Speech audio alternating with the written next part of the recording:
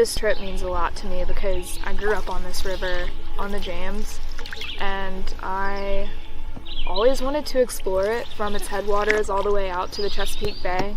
It has really kind of shaped who I am today. It raised me.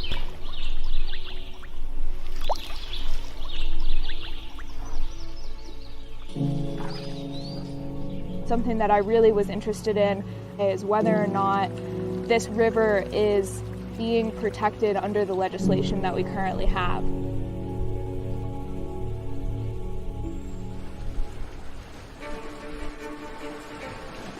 The muddy waters of the James River peaked this afternoon about 13.5 feet above flood level. The city's sewage treatment plant is shut down and is dumping millions of gallons of untreated waste directly into the river.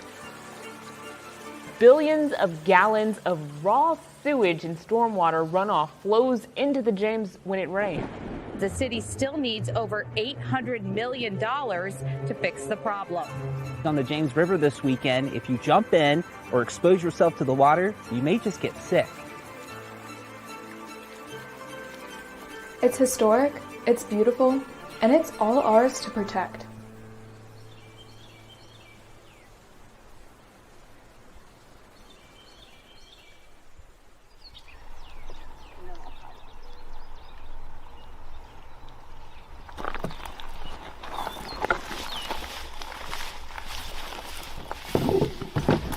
Jess, where are we going?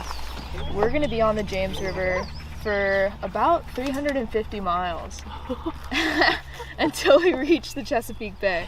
Okay. And that'll be Days from now. in 21 days. Okay. I'm ready to start paddling. Yeah, me too. 21 days, 350 miles, James River. Let's go. 4 women, 2 canoes, 1 river, One heart. 1 tent. One tent.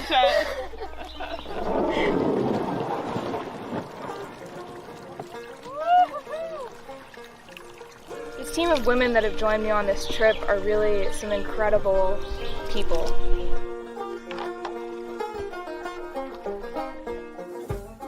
Beth is a resident sound and camera operator and is also an environmental scientist, so she'll be helping us take water samples as we paddle down the James to study its quality.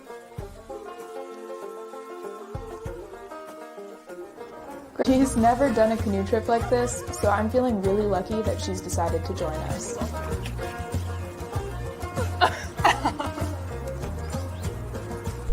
Sejal and I have known each other for 10 years and have paddled all over, and it's really special to be able to come and paddle this river with her. We've always traveled to other places to paddle together when we... All right, so right now we are right here, and on the right, this is the start of the James. So we figured we'd do some water testing along the way. Awesome. Just to kind of see what the water quality is and how it's changing as we go down the James River. We're working with a school as well, right? To kind of get a better idea of what pollutants we're looking at. Yeah, so we're gonna be sampling and sending them to a school that's along the James River. So we'll be doing some basic testing. So we tested today just to kind of get a baseline idea of what our numbers are, and then as things change, as we see pollution and agricultural runoff and things like that, the numbers will change.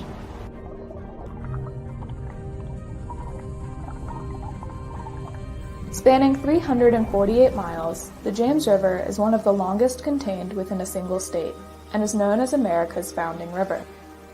Utilized by indigenous peoples for thousands of years, the river was known as the Powhatan and was renamed by English colonizers in 1607 when they founded Jamestown. As the Industrial Revolution churned its wheels, the James River was abused, with toxic chemicals entering its water unchecked. By the 1970s, a once pristine river was declared to be one of the most polluted in the nation. Through decades of legislature and cleanups, the James is now the poster child for resiliency, used for drinking water and recreation for millions. however threatened by pollution from agriculture, sewage overflow, and a legacy of toxic chemicals. Essentially, Virginia has a poop problem, and it's affecting our waterways. And that problem begins all the way upstream in just the first. These cows just walked right down into the James River for a swim. I mean, the water's nice and everything, but he's so far out there. Agriculture is a main staple in Virginia, but cattle are a major contributor to river pollution. Their access to waterways increases nutrient levels, as they're making it more difficult for aquatic life to thrive. What we've done in Virginia up until now is asking farmers to take voluntary actions to keep their cows out of the streams and then allow the water to run off without that pollution in it. National and statewide legislation has focused on point source pollutants like pipes for several decades, but non-point source pollutants, agricultural fields, have been trickier to regulate. We do wonder whether the pace of these voluntary actions is going to be enough to reach our goals on time. If we fail together, some of these practices will have to become mandatory because our waterways, the health of our rivers, and the Chesapeake Bay are really going to require it. The James River currently scores a B- on its health report, meaning the watershed still struggles with pollutants that affect fish, algal levels, and the cost of water treatment. The score means the river can be used for recreation and fishing, but there can be health risks from pollutants in the water. Hopefully, high school students that are looking at these under a microscope will find little organisms living on these bits of algae. If there are, that's a good indicator that the water is pretty clear, which means that sunlight's getting through and that helps life exist in the river.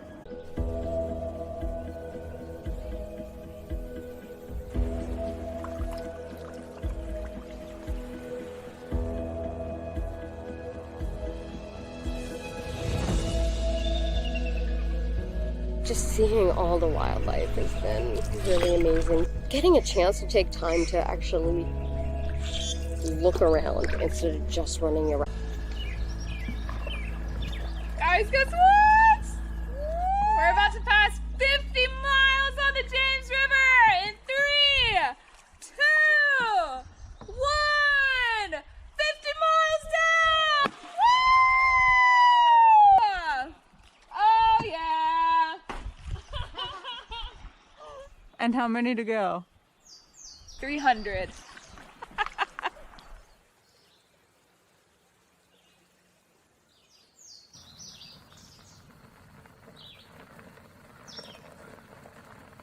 So we've been taking the samples along the way, and we've been doing water and then the algae. That's exactly what we need. Okay, cool, cool.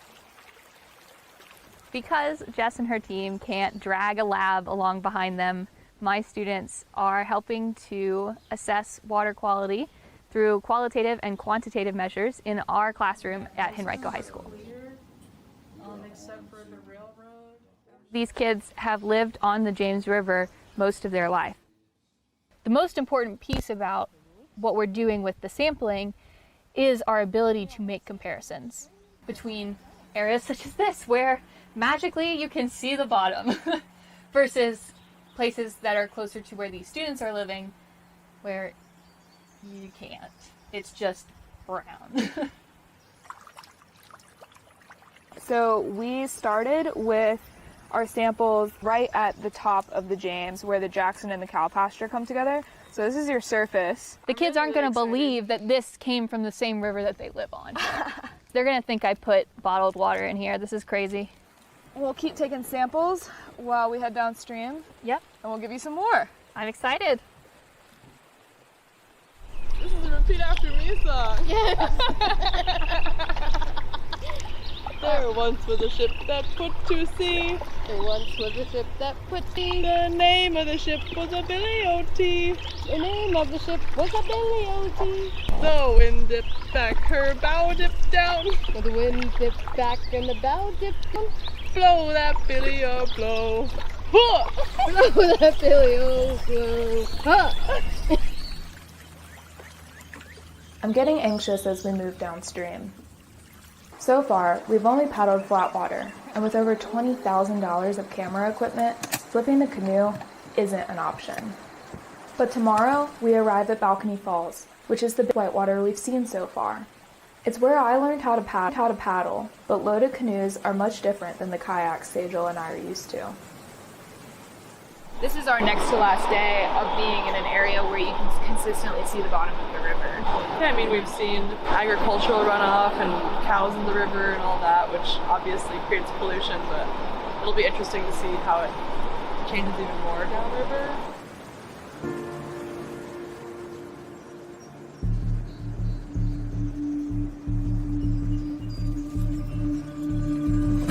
This morning we woke up and the river is low, so I'm nervous with how this is going to go with rocks.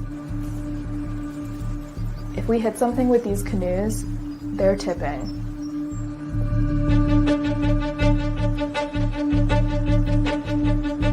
Sejal, it's got a curler coming from the left side, so just be careful with that.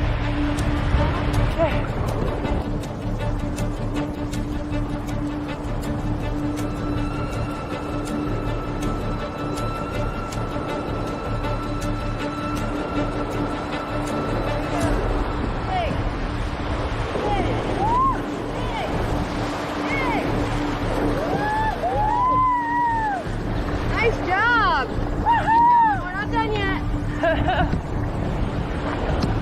All right, Grace, you ready? Yeah.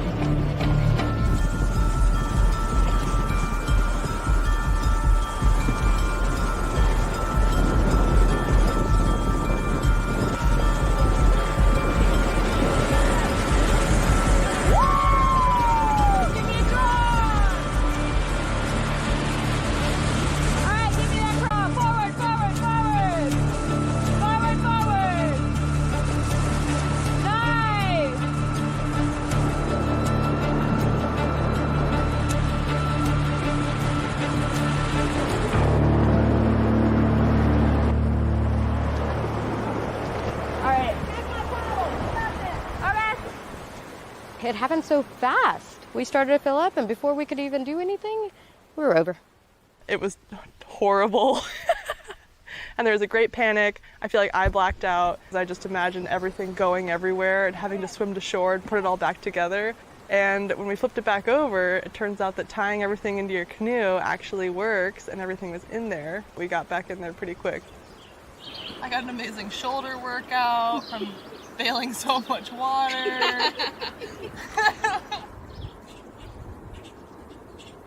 We're leaving the rural James River region and entering more populated areas.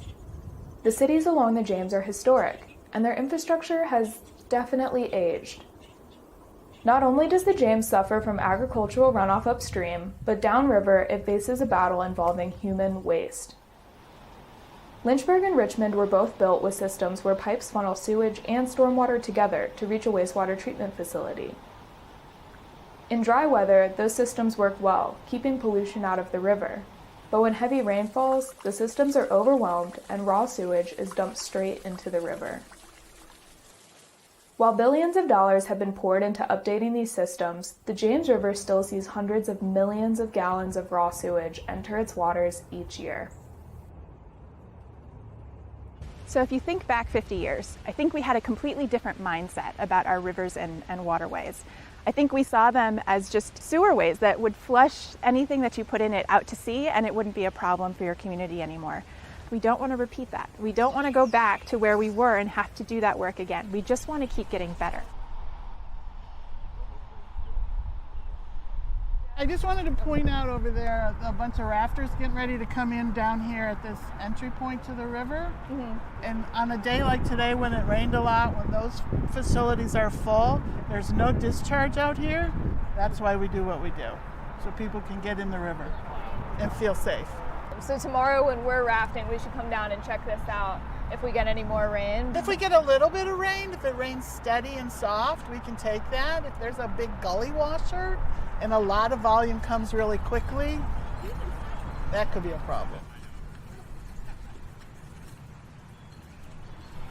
today is Richmond Day, which is really exciting. This is the last whitewater section that we're gonna see. It's also the biggest whitewater we're gonna see. We have some rain that came in last night, and so it lifted the water levels for us. It's a little chilly out, so we're wearing all of our essential layers. Can't forget the most essential part, which is our tutus, to celebrate this wonderful, wonderful day. So we'll be rafting through Richmond and meeting up with the kids that are studying our water samples on Belle Isle today. Great to meet you guys. Thanks for coming out today. We also brought some samples of our own to show you. Oh, cool. It's like that. It solidifies. Where is that from? It's from our school, from the tap. It's from your school? Tap, yeah. So this is right when they turn their tap water on, and this is after 10 minutes of running. Where's the water coming from? We are not sure, and I've asked the school, and they are not sure either. Wow. The kids will have the opportunity to take samples directly with Jess, seeing how she collected all of the samples that she's been giving us throughout the course of this project, and they get to see how that data gets to us. They're building their confidence with this project, and you can see it in their faces. Without this piece of ecology learning, they wouldn't have exposure to these kinds of concepts. And I think it's really important for them to realize you're part of a bigger community. You're part of a bigger world. I was honestly surprised to see just how contaminated some of this water was that we have from like across the area. Meeting the students in person allowed us to hear what they'd found in the water samples. Some of the more interesting results were that they detected chlorine in the water from just above Balcony all the way through Richmond.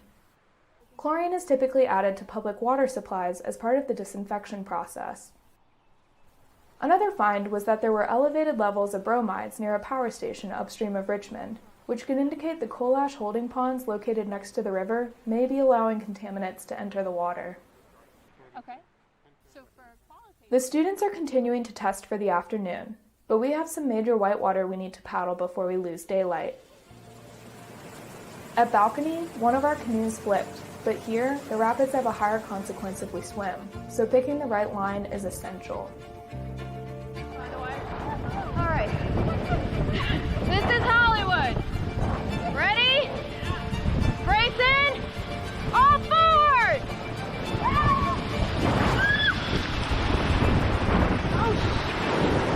Stay in. Good job. Good job. All forward. Brace. Back on the left. All forward. Back on the left. That was the last rapid. Now we just got to get through all this technical stuff. Good job, Sejal. Yeah, Sejal. Sejal. Woo! The steps for the paddlers that are paddling the whitewater section through Richmond are about 25 feet upstream. Whenever it rains and the Shaka retention basin and the wastewater treatment plant systems are totally filled up, this is where the rest of the water comes out. So it's stormwater and sewer systems that dump straight into the James River right here in the 14th Street takeout. What is really great is that Richmond has passed some legislation where they need to update those sewer systems by 2035. And so right now they can capture about 90% of their outflows, and by 2035 that goal is to be mandated for them to capture 100% and be able to retain all of their combined sewer systems so that they don't flow out into the James River. It was so fun today. We hit some crazy rapids. And then the second one we were like, I looked at Grace and she's like, and her contact rolled back in her eye. It took a solid minute for my contact to roll back into place, so I was like going down the rapid like this. We both got facefuls of Richmond James River water.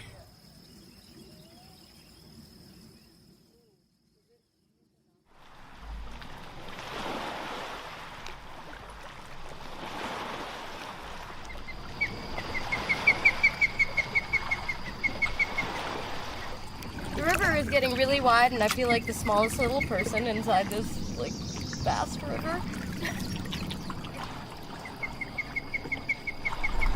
Yesterday, we left the James River proper and arrived into the James River estuary. Pretty soon, it's going to become a river that is like 4 miles wide in some places. It's been really heartwarming to be able to see all of the people that are so passionate about this river and then just get to experience firsthand why. This river is beautiful, this river is resilient. It's pretty cool.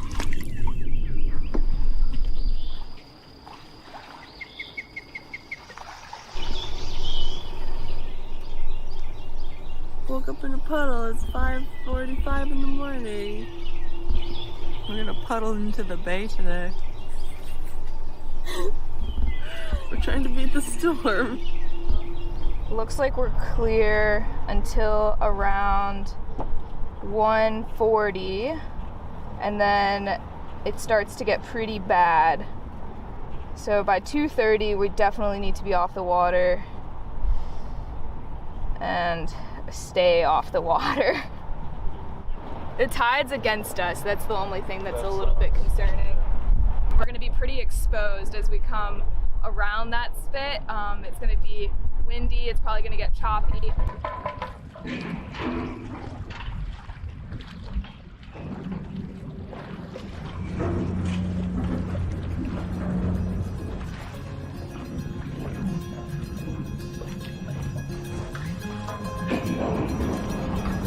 My heart's pounding so fast right now.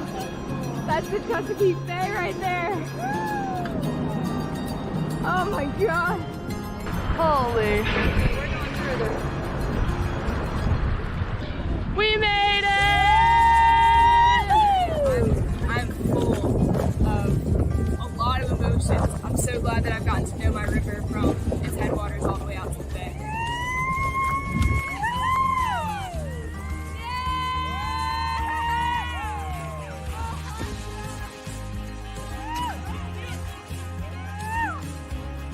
It was really cool for us to be able to kind of follow the journey that water makes across the state of Virginia and be able to think of that in a wider sense of our river systems here in the United States.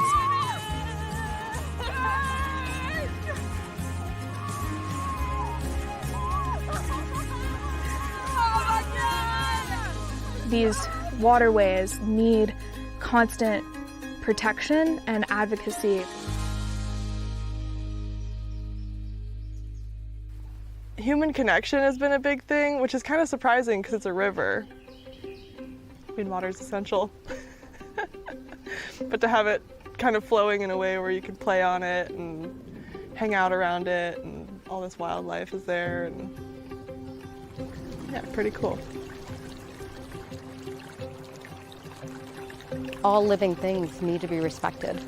And when you pollute into the rivers, when you don't take care of what has been given to us, you're doing it a disservice.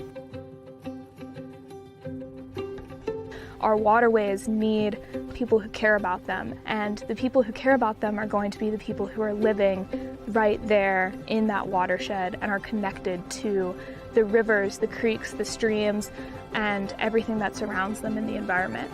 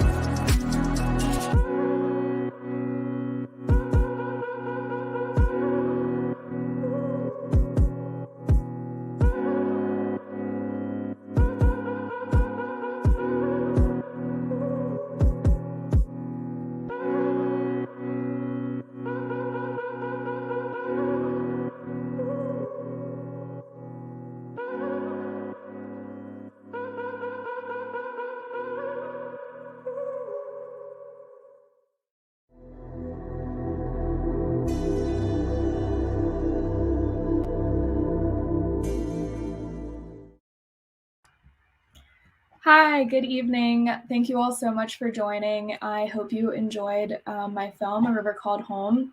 I am Jess Wiegandt. I'm the director, producer, editor, and expedition leader for A River Called Home, and I am absolutely thrilled that I was able to be a part of this team and be a part of this story and explore the river that I was lucky enough to grow up on. I want to give a special thank you to the American Center in Moscow for putting on this event and for having me to answer questions. If you have any questions about the film, please feel free to put them in the chat box and I will answer them. I have a few that have come in. The first one is: the journey of the 4 women in the film presents a powerful narrative of physical challenges and environmental exploration. How did you approach balancing these 2 elements in your storytelling? So we had the 4 of us on this journey. So it was myself and Sejal and Grace and Beth.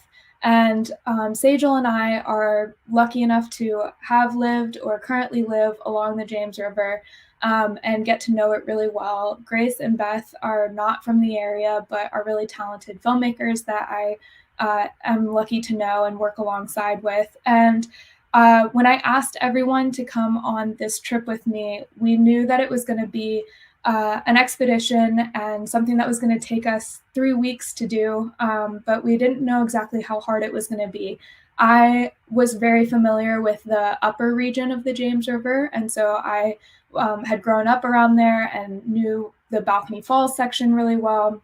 And then Sejal lives down in Richmond, and so she's really familiar with that area. But neither of us really had experienced the middle region, the Piedmont region of Virginia, or the tidal region, which ended up being the hardest part of the journey. And so we, on top of that, had to balance filmmaking as part of that. And so we worked alongside each other to kind of put together a routine and work with one another in order to overcome the physical challenges of just having to wake up really early, stay up really late at night, interview people along the way, capture all of the wildlife footage and all of the footage of the expedition that we needed to. And then on top of that, we were also conducting this study of the water quality where we were working alongside the students. And that was where the help came in that we had with Emma Arntz-Quagliano, who was the teacher that we were able to work with. And she took it upon herself to come out and collect the water samples from us several times throughout the trip, and took it back to her students. And her students' enthusiasm was what really made this something that was a special project for us to work on. And so the approach for balancing those 2 elements of the story really came through this immense amount of teamwork that happened both amongst my expedition team members and Emma, who was the teacher that we worked alongside with, and the students that she was teaching, who just really wanted to put together a quality study for what we experienced as we headed downstream. The second question is: collaboration seems to be a significant theme in the film, with 4 women working together to overcome challenges. How did you foster a sense of camaraderie among your team, and how did it impact the filmmaking process? This is a really great question. So even in my last answer, I talked about teamwork and how much we all work together. And it's funny when people ask me about this question, it makes me laugh because often when you put together a team that's going to be living out of one tent together for almost a month, you want to do some kind of introduction and maybe see if people are going to get along really well. And we just didn't have the ability to do that. We filmed this in 2021, and it was not quite peak COVID, but there were still restrictions on getting people together, and a lot of us were really spread out until the launch day. And so the day before we got on the James River, we all gathered, and that was the first day that my entire team met one another. And so Sejal and I had known each other, and then Beth and Grace knew each other, but it was the first time that all of us met together. And so I was really lucky that everybody had a great attitude about meeting new people and spending almost a month with them, and kept a really great attitude through the entire expedition.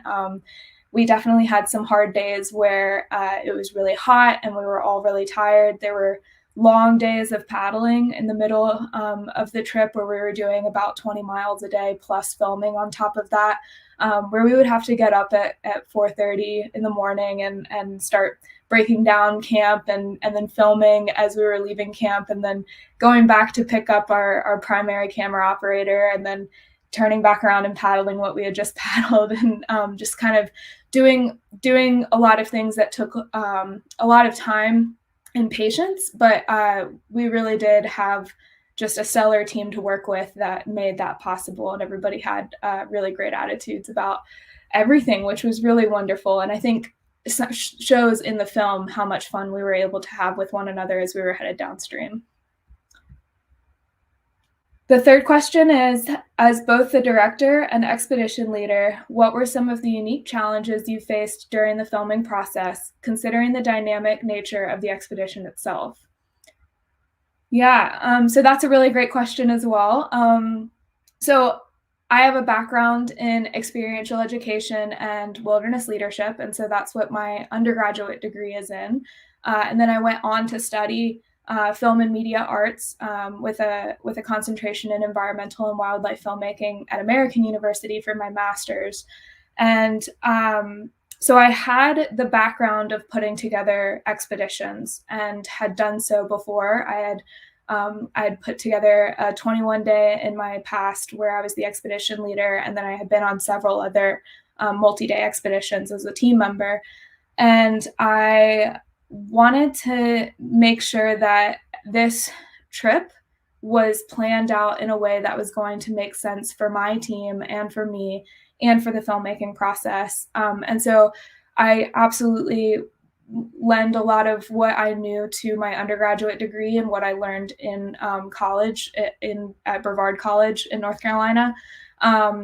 And then I also leaned pretty heavily on our logistics coordinator, who also is my mom, who runs an outdoor education company and has a lot of connections along the James River as well. And so she helped us out by kind of filling in the holes of my plan of finding us campsites where I wasn't able to find it, and just connecting us with people who helped us along the way. And so the community that came together to simply headed downstream really reflects how much care there is for this river and how healthy it's going to be and continues to improve on itself in quality.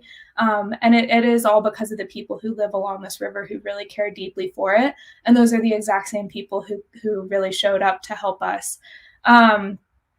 As the film director, I was making sure that what we were capturing was going to follow along the storyline that I was trying to tell. And so as we headed downstream, we initially set out and thought, this was going to be a story about us heading down the river and talking to experts along the way, which absolutely is something that happened.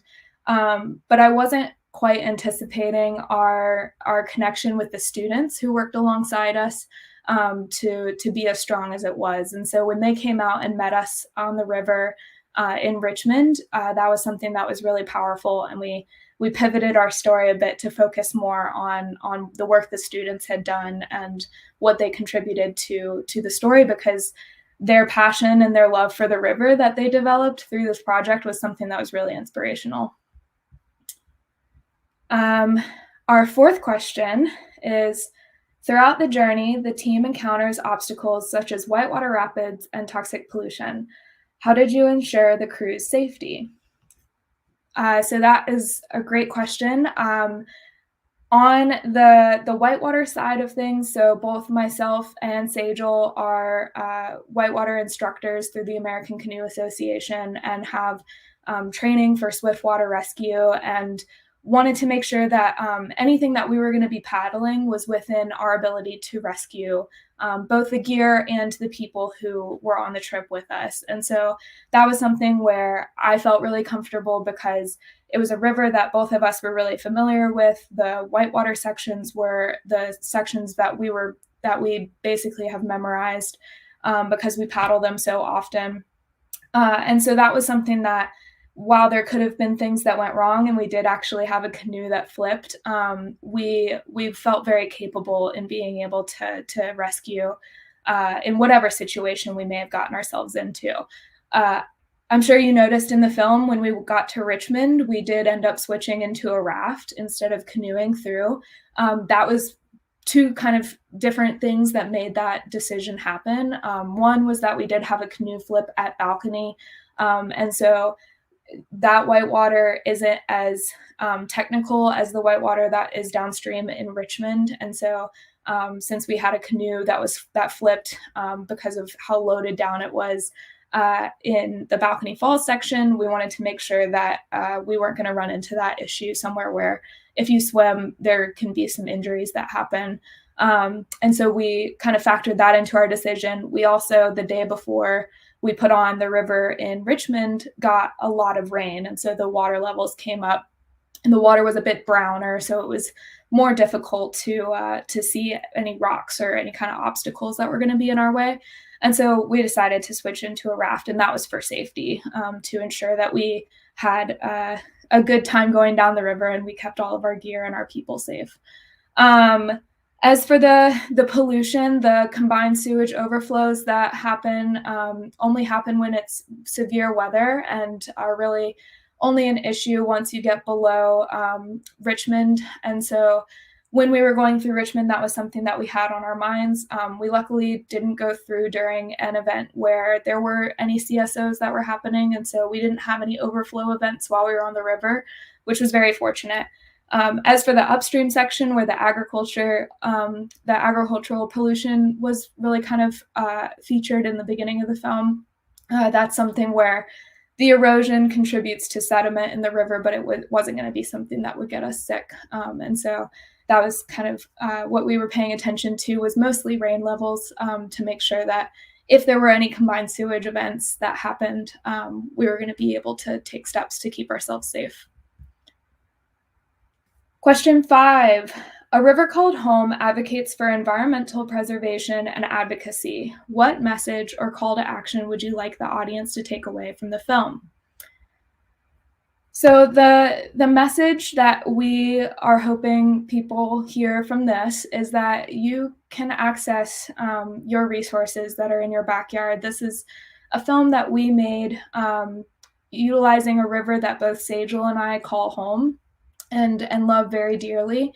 And it's very close to where I grew up. It's very close to where Sejal lives. And it's something where even the students that we were working with, I don't think quite realized how much they could make a difference and how much they can get involved with their resources that are very close to them. And that's something that I want people to take away from the film, is not only, or you don't necessarily have to go on a 3-week journey to get to know the river or the mountains or the natural resources that you have near you. You can go outside and you can find river keepers or water keepers, which is the international side of our organization. And you can get involved with organizations that care for our resources and ask them what they need to do to help protect things, whether that be writing a legislator or going to a park to help clean it up, or getting involved by just telling people that something exists so that they get more people visiting it and more people caring about it. That's what we're hoping people will take away from this. Question 6. What was the most rewarding aspect of being involved in creating this film, and how did you hope it would resonate with viewers? The most rewarding part of being a part of this team and a part of this film was absolutely engaging with the high school students that we were able to work alongside with. Those students at the beginning of our trip, they hadn't met one another in person. There were only a few of them that were going to school. A lot of them were virtual students. Many of them had not met their teacher. It was their first year in high school. And so for them, it was new peers, new classes, new school in general. But they were all tuning in virtually primarily. And so when we got to meet with them, we heard about their stories of learning about this river that they cross every single day pretty much when they go to school in person. But then they, at the beginning of the trip, couldn't point on a map to where it started. And so it was a river that they live on. It's a river that they're very familiar with as a name, as it exists in their city. But they weren't they didn't have a lot of familiarity with it as an overall contribution to the state of Virginia. And so learning more about it through the trip and following us along our expedition, they had a map in the classroom that their teacher would show them on Zoom or show them in person for the few that were there in person. And they would put stars on the map as we were headed downstream. And then they all came together and met us on Belle Isle in Richmond. And that was a really special day, not only for us, because we were able to meet the students behind the study that they were conducting, and got to meet them and know them and share their enthusiasm in the project that they were doing. But also, it was their first time meeting Emma, their teacher, in person. It was their first time meeting one another in person. And that was a really special moment that we were able to share with them. And then it kept going beyond that, because not only were the students inspired to continue to work on this and are continuing to work on this. I keep in touch with Emma still, and she told me that one of the students from the project is going on to apply for programs for college where she's going to study environmental science. But they had their IB biology and environmental science programs double in enrollment the following year, which is really exciting.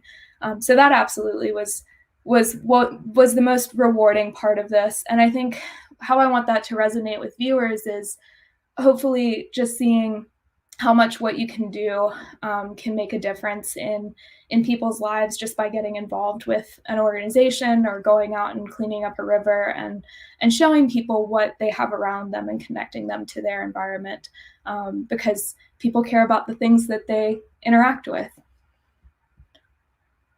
Question 7. The film encapsulates a genuinely personal and transformative experience. How did your personal connection to the project evolve through its creation? That's a great question. So I was on this trip for 3 weeks. So it was 21 days that we were on the trip. I spent several months mapping it out and planning it in advance. And as I was planning it, it was all just maps and campgrounds and meal plans and figuring out, where we were going to meet certain people and interview them. And it was all on paper. And it was for a river that I really do care about a lot. But yeah, I guess my heart was in it, but I definitely grew a lot of love for this river while we were on it. And I especially learned so much about its tidal region and where it goes into the Chesapeake Bay, because I had never paddled that section before, and that ended up becoming one of my favorite parts of the trip, just because it's so diverse. There's so much wildlife, and it was very healthy. Like, you got down to the tidal region and out into the Chesapeake Bay, and we just saw immediately so many osprey, so many fish. We saw sturgeon, we saw hermit crabs, we saw even a harbor seal on the very last day. And it was just really incredible seeing how resilient this river is. And it was a big accomplishment personally to paddle from the headwaters of the James to the Chesapeake Bay, because it was something I wanted to do for years, ever since I was a kid. When I learned how to paddle on that river, it was something that I had in the back of my mind as something I'd like to do.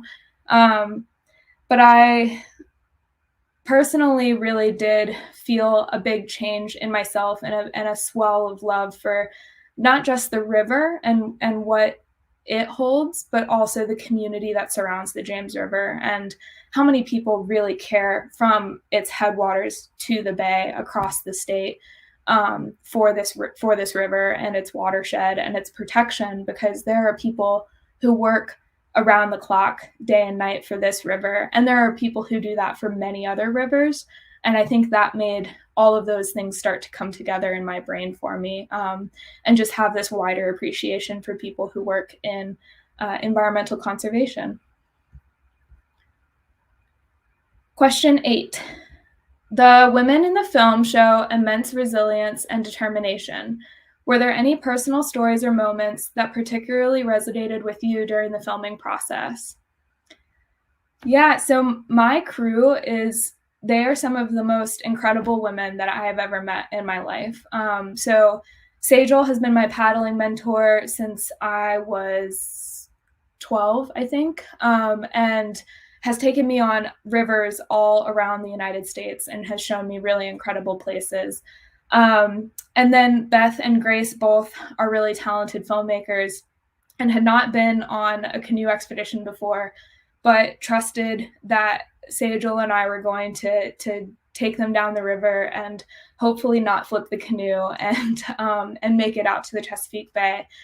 And I think working alongside these three women who every morning they woke up with a smile on their face and were ready to see what we were going to, see over the course of the next 20 miles on the river.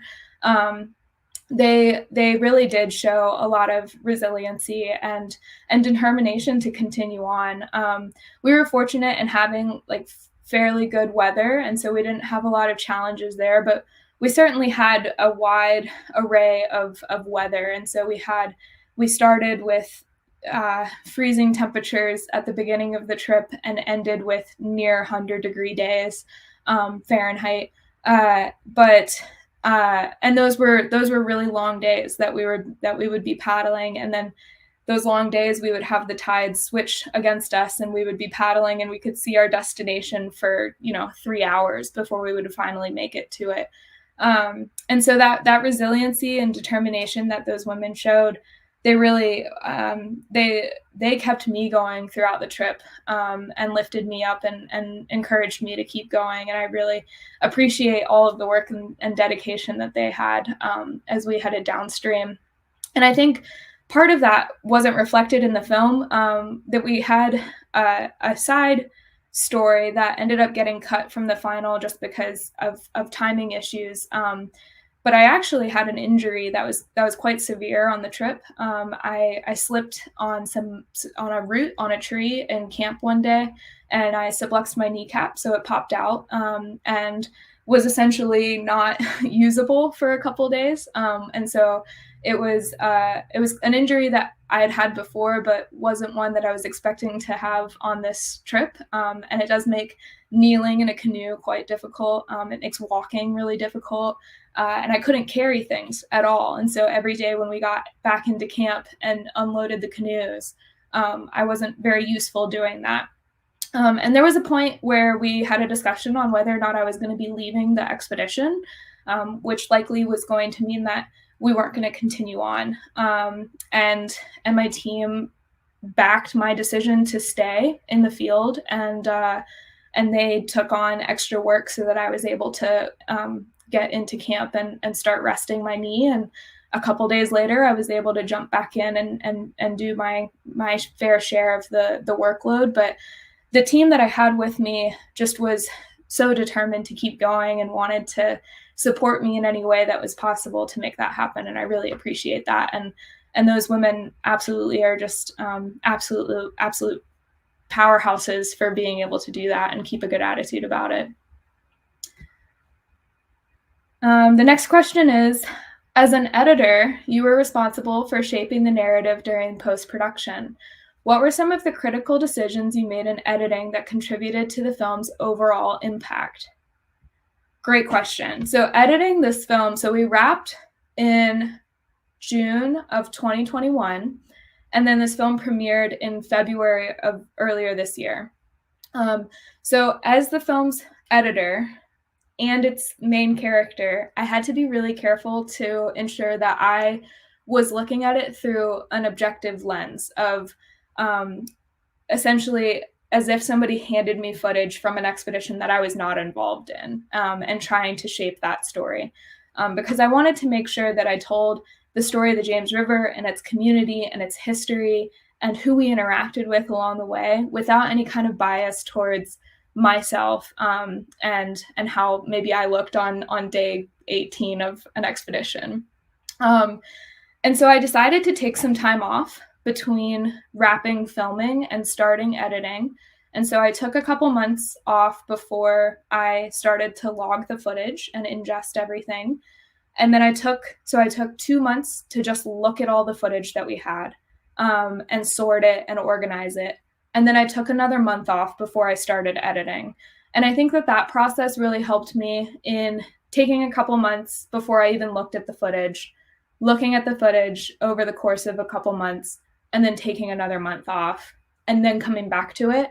And that allowed me to have some separation. It allowed me to work on a couple other projects in between and just get some other experience that gave me a gap between working on this film in production and then going straight into post-production and trying to edit, especially myself. And so as the editor, once I had that separation, I was able to go in and start looking at it from the stance of something where I wanted to use the history of the James River, because it's a very historical river, and I wanted to make sure that was highlighted alongside our expedition and sort of weave in this narrative of both following us on this journey, but also following the river as it moves through time and history, as well as moves through the state of Virginia and affects each and every person along the way in its watershed. And I think the decisions that I made as an editor and how I decided to edit it, I really enjoyed working on that. For editing for me is like working on a puzzle and having pieces slowly fall into place. And then one day you just have this break where all of a sudden you sit down and you can't be ripped away from your computer because you have had this breakthrough on what is going to happen. And all of a sudden you sit back and the whole puzzle has been completed. And it's very exciting when that happens. And for me, when that happened in the editing process was when I finally got the archival section of the film the way that I wanted it to be, so that I had the basis of why the issues of the environmental pollution issues that the James River faces, why those exist, was grounded in something that I was really happy with. And then I was able to build off of the expedition from there. And so those were some of the decisions that I made and the process as I was editing. Next question. A river called home highlights the history of pollution in the James River. What were some of the most surprising or impactful revelations that emerged during the filming regarding both the river's past and present conditions? Yeah, so as we were paddling downstream, I don't think I realized exactly how much the voluntary part of the agricultural, like asking for cattle to stay out of the rivers, like asking farmers voluntarily to have their cattle stay out of rivers. I had not realized how much that was something that we as a state really rely on.